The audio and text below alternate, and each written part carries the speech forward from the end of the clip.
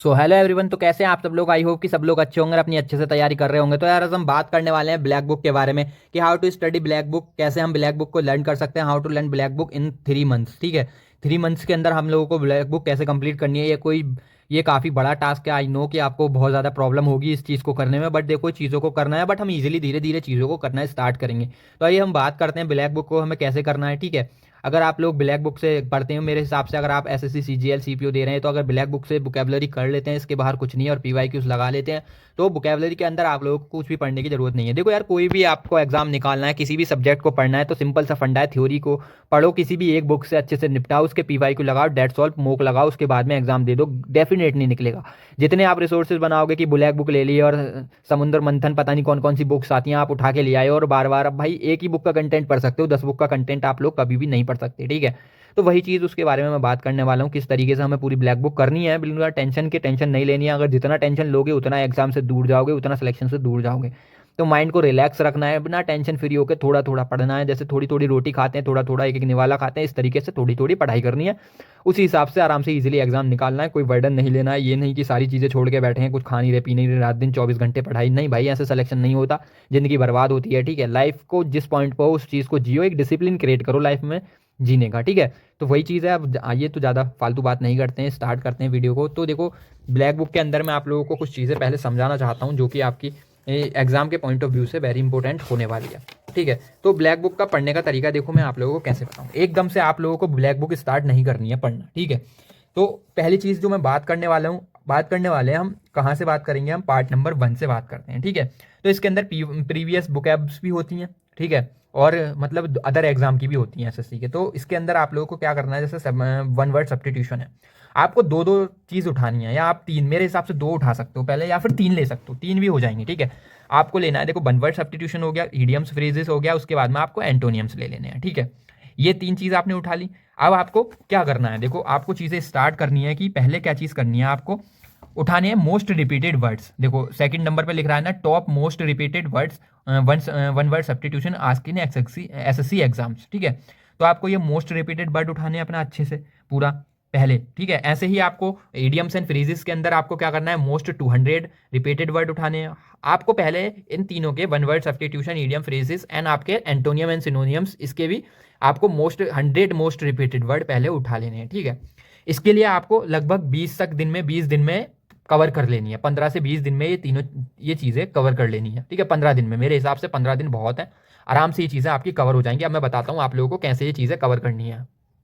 तो गाइस, चीज़ों को करना कैसे है वो चीज़ मैं आपको बता रहा हूँ। तो ठीक है, मैं इस पेज पे आ चुका हूँ जिसपे वन वर्ड सब्स्टिट्यूशन थे, most repeated one word substitution जो थे। ठीक है, तो इसके अंदर आप लोगों को कैसे करना है, चीज़ें स्टार्ट करनी है। ठीक है, इसके अंदर पूरे 200 है। ठीक है, अगर 200 है तो आपको डेली देखो कैसे चीज़ों को करना है, आपको डेली करने हैं 20। ठीक है, 20 वन वर्ड सब्स्टिट्यूशन करने हैं। देखो कहाँ तक है, यहाँ से 20 तक। ठीक है, ये पूरा पेपर हो गया आपका, ये 20 तक आपके वन वर्ड सब्स्टिट्यूशन हो जाते हैं। इनको आप लोगों को कैसे करना है कि देखो, रटना नहीं है बिल्कुल भी, याद मतलब कि याद नहीं करना है। आपको क्या करना है, इनकी सिर्फ रीडिंग लगानी है। देखो यार, याद नहीं कर सकते, इतनी मोटी बुक आप लोग याद नहीं कर सकते, तो आपको रीडिंग लगानी है। ठीक है, स्टार्टिंग से प्रॉपर तरीके से। ठीक है, रीडिंग का मतलब ये है, आप रीडिंग लगा के मेरे हिसाब से 20 मिनट में आराम से 20 वर्ड्स याद कर सकते हैं। ठीक है, रीडिंग का मतलब ये है कि जैसे आप लोगों को ये पढ़ना है, देखो, a person who loves all mankind, someone who freely gives money and help to peoples, है ना, हु नीडेड। तो इसका मतलब ये हो गया कि एक मतलब जो है अंदर आत्म प्रेमी, मतलब क्या है ना कि मतलब एक मानव, एक इंसान है। ठीक है, वो उसके अंदर एक दयालु, एक ऐसा बंदा है कि वो सबकी मदद करता है, पैसे देता है, सब कुछ। तो उसको हम एक वर्ड में डिफाइन करा है यहाँ पे इन्होंने, ये फिलेंथ्रोपिस्ट के नाम से इसको करा है। ठीक है, तो आप लोगों को क्या करना है, सीधा सीधा इसको पढ़ना है। ठीक है, कि आ man who all man kind, उसके आगे पूरा इसको पढ़ के फिलेंथ्रोपिस्ट। ठीक है, तो इस तरीके से फिर अगला करना है, an encryption on a tomb stone in the memory of the person who has died. ठीक है, हु हैज डाइड, तो कहने का मतलब ये है कि इसके अंदर जो कोई, जैसे आप लोगों को पता है कि टॉम स्टोन, मकबरा जो होता है, मकबरा जैसे कोई मकबरा होता है, कोई इंसान मर जाता है, उनका वो बनाया जाता है, उसके ऊपर जो लिखा हुआ होता है पत्थर के, उस पर उनकी मेमोरीज के बारे में, तो उसको बोलते हैं। तो उसके बारे में लिखा है, तो यहाँ पे ये लिखा है,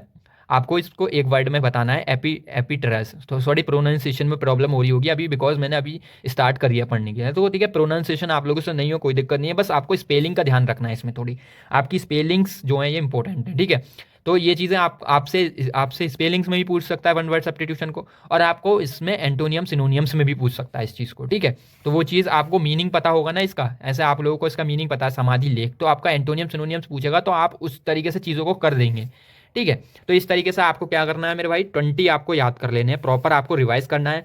पहली रीडिंग हो गई, आप लोगों को करना क्या है कि आप सुबह उठ के आप चीज़ों को कर सकते हो।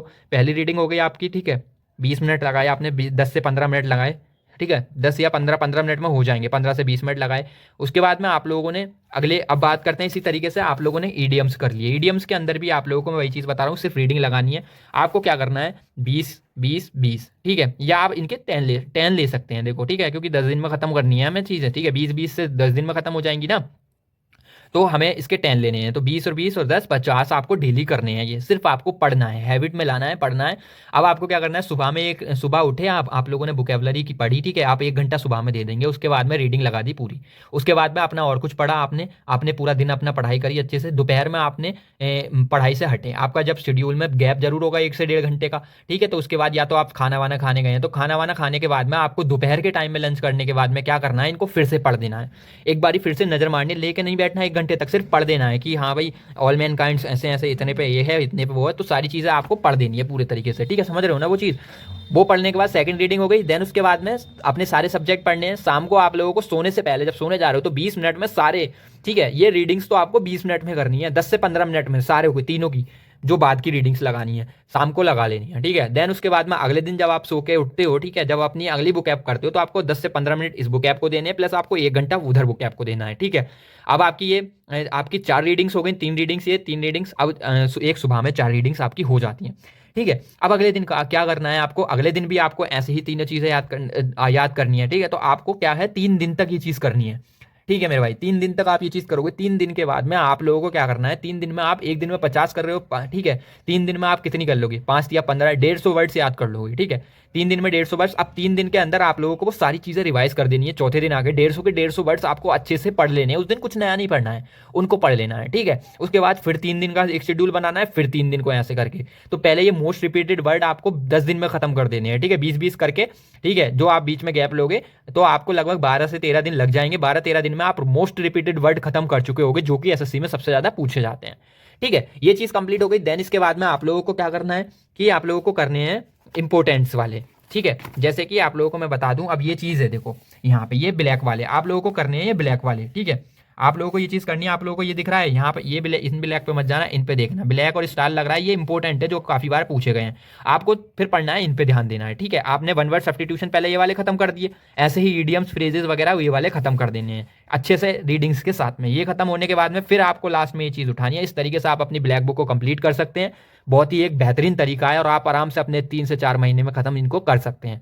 तो मेरे भाई, अगर आप कंफ्यूज है करने के अंदर ब्लैक बुक को, तो इस तरीके से कर सकते हैं। और वीडियो अच्छी लगी हो तो लाइक करें, चैनल को सब्सक्राइब करें, और मुझे बताएं कि आप लोगों को किस सब्जेक्ट में प्रॉब्लम है, कमेंट करके उस सब्जेक्ट में मैं वीडियो बना दूंगा, ठीक है। और अच्छे से अपनी पढ़ाई स्टार्ट करें। मिलते हैं नेक्स्ट वीडियो में। Thank you.